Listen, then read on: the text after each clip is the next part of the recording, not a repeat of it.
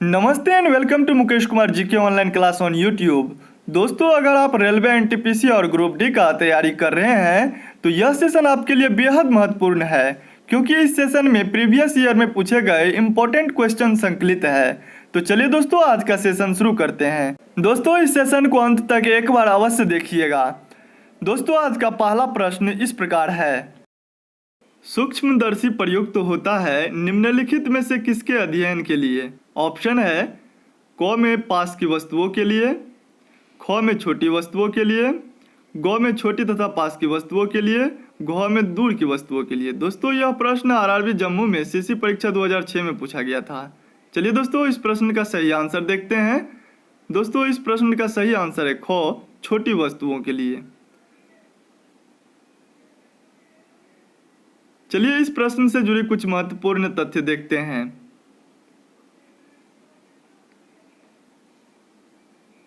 सूक्ष्मदर्शी का प्रयोग छोटी वस्तुओं के अध्ययन के लिए किया जाता है। सरल सूक्ष्मदर्शी में कम फोकस दूरी का उत्तल लेंस लगा होता है।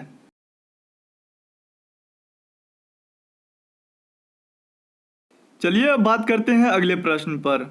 दोस्तों, अगला प्रश्न है, सूक्ष्मदर्शी का आविष्कार किसने किया?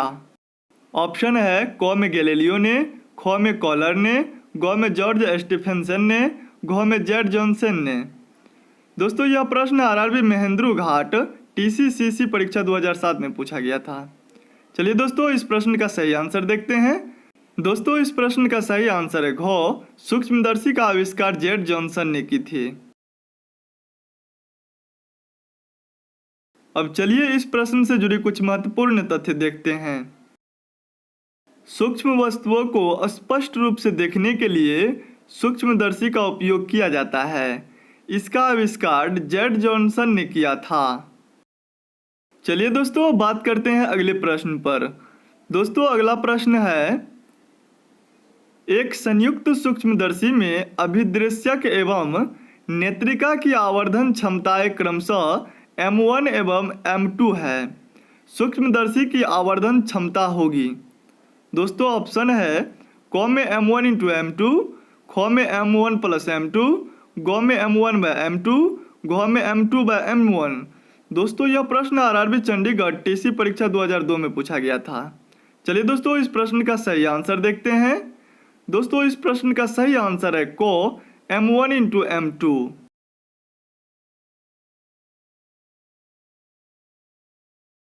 अब चलिए इस प्रश्न से जुड़े कुछ महत्वपूर्ण तथ्य देखते हैं। एक संयुक्त सूक्ष्मदर्शी में अभिदृश्यक एवं नेत्रिका की आवर्धन क्षमताएं क्रमशः M1 एवं M2 है। सूक्ष्मदर्शी की आवर्धन क्षमता होगी M1 इंटू M2। चलिए अब बात करते हैं अगले प्रश्न पर। दोस्तों, अगला प्रश्न है, दूर की वस्तुओं को देखने के लिए किस उपकरण का प्रयोग किया जाता है? दोस्तों, ऑप्शन है क में पेरिस्कोप, ख में माइक्रोस्कोप, ग में सेक्सटेंट का, घ में बाइनोकुलर दूरबीन का। दोस्तों, यह प्रश्न आरआरबी चंडीगढ़ एएसएम परीक्षा 2001 में पूछा गया था। चलिए दोस्तों, इस प्रश्न का सही आंसर देखते हैं। दोस्तों, इस प्रश्न का सही आंसर है घ, बाइनोकुलर दूरबीन का। अब चलिए इस प्रश्न से जुड़ी कुछ महत्वपूर्ण तथ्य देखते हैं। बाइनोकुलर दूरबीन की सहायता से दूर की वस्तुओं को देखा जाता है। इस उपकरण में प्रकाश एक समकोणीय प्रिज्म के द्वारा 2 बार परावर्तित होता है। पेरिस्कोप के द्वारा पनडुब्बी से जल की सतह का आकलन किया जाता है। चलिए अब बात करते हैं अगले प्रश्न पर। दोस्तों, अगला प्रश्न है, एक मनुष्य को 75 सेंटीमीटर दूरी तक नहीं दिखाई पड़ने पर कौन सा दृष्टि दोष होगा? दोस्तों, ऑप्शन है क में मायोपिया, ख में हाइपरमेट्रोपिया, ग में अबिंदुकता, घ में इनमें से कोई नहीं। दोस्तों, यह प्रश्न आरआरबी रांची टीए परीक्षा 2005 में पूछा गया था। चलिए दोस्तों, इस प्रश्न का सही आंसर देखते हैं। दोस्तों, इस प्रश्न का सही आंसर है ख, हाइपरमेट्रोपिया। चलिए अब इस प्रश्न से जुड़े कुछ महत्वपूर्ण तथ्य देखते हैं। यदि मनुष्य को 75 सेंटीमीटर दूरी तक नहीं दिखाई पड़ता है तो उसे हाइपरमेट्रोपिया नामक दृष्टि दोष होगा। हाइपरमेट्रोपिया को ही दूरदृष्टि दोष कहते हैं। इसके कारण रोगी निकट की वस्तुएं ठीक से नहीं देख सकता है। हाइपरमेट्रोपिया दृष्टि दोष दूर करने के लिए उत्तल लेंस का प्रयोग किया जाता है। चलिए अब बात करते हैं अगले प्रश्न पर। दोस्तों अगला प्रश्न है, दूरदृष्टि दोष वाली आंख में क्या होता है? दोस्तों ऑप्शन है, क में रेटिना के सामने प्रकाश किरणें अभिसरित होती है, ख में प्रकाश किरणें गर्त में अभिसरित होती है, ग में कॉर्निया खराब हो जाती है, घ में रेटिना के पीछे प्रकाश किरणें अभिसारित होती है। दोस्तों यह प्रश्न आरआरबी अहमदाबाद स्टेनोग्राफर परीक्षा 2006 में पूछा गया था। चलिए दोस्तों इस प्रश्न का सही आंसर देखते हैं। दोस्तों इस प्रश्न का सही आंसर दूरदृष्टि वाली आंख में रेटिना के पीछे प्रकाश किरणें अभिसारित होती है। चलिए दोस्तों इस प्रश्न से जुड़ी कुछ महत्वपूर्ण तथ्य देखते हैं।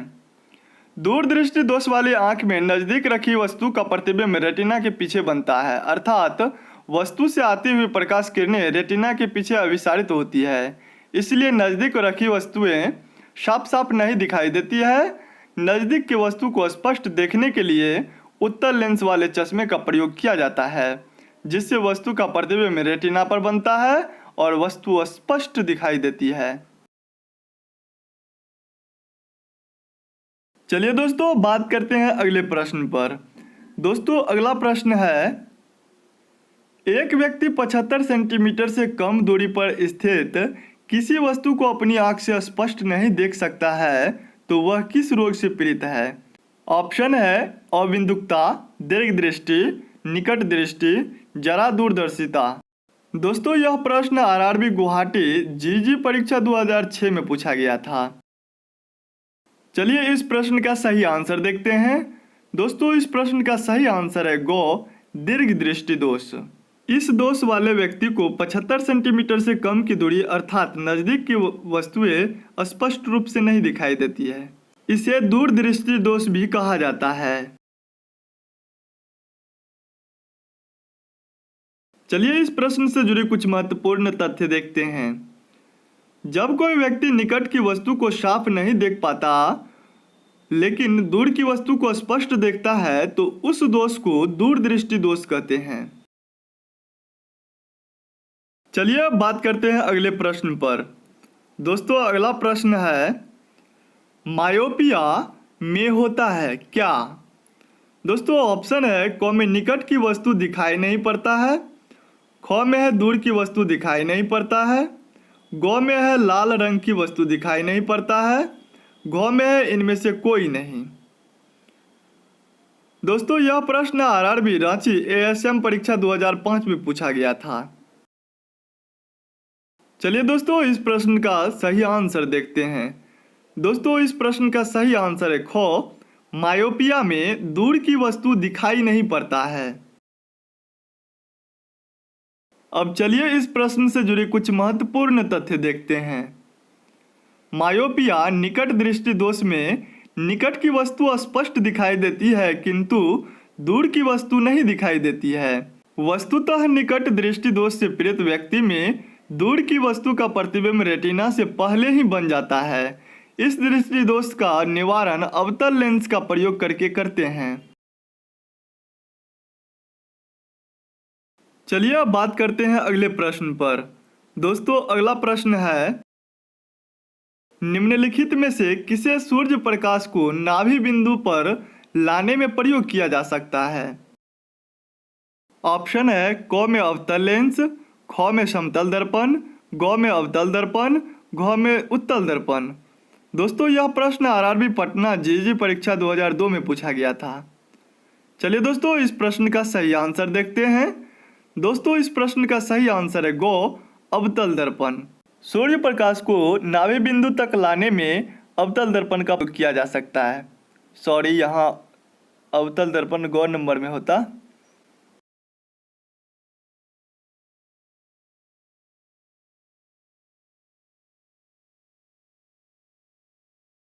चलिए इस प्रश्न से जुड़े कुछ महत्वपूर्ण तथ्य देखते हैं। अवतल दर्पण का प्रयोग सूर्य प्रकाश को नाभि बिंदु तक लाने में किया जा सकता है। अवतल दर्पण का प्रयोग दाढ़ी बनाने वाले, गाड़ी के हेडलाइट एवं सर्च लाइट में, सोलर कुकर में तथा आँख, कान और नाक के डॉक्टर द्वारा प्रयोग में लाया जाता है।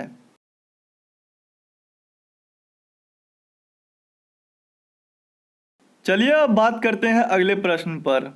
दोस्तों अगला प्रश्न है, एक समतल दर्पण द्वारा परावर्तित प्रकाश एक वास्तविक प्रतिबिंब का रूप ले सकता है, किस स्थिति में?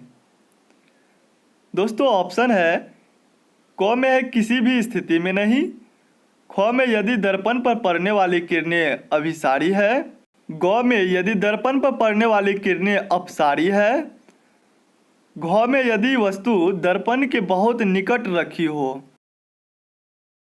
दोस्तों यह प्रश्न आरआरबी इलाहाबाद सुपरवाइजर परीक्षा 2003 में पूछा गया था। चलिए दोस्तों इस प्रश्न का सही आंसर देखते हैं। दोस्तों इस प्रश्न का सही आंसर है क, किसी भी परिस्थिति में नहीं। समतल दर्पण द्वारा परावर्तित प्रकाश एक वास्तविक प्रतिबिंब कभी नहीं बना सकता है। चलिए अब इस प्रश्न से जुड़े कुछ महत्वपूर्ण तथ्य देखते हैं। समतल दर्पण द्वारा बना प्रतिबिंब वस्तु के बराबर, दर्पण से उतने ही पीछे, पार्श्व परावर्तित, सीधा और आभासी होता है। इससे बना प्रतिबिंब कभी भी वास्तविक नहीं होता है। आभासी प्रतिबिंब को पर्दे पर नहीं प्राप्त किया जा सकता है, अर्थात नहीं उतारा जा सकता है।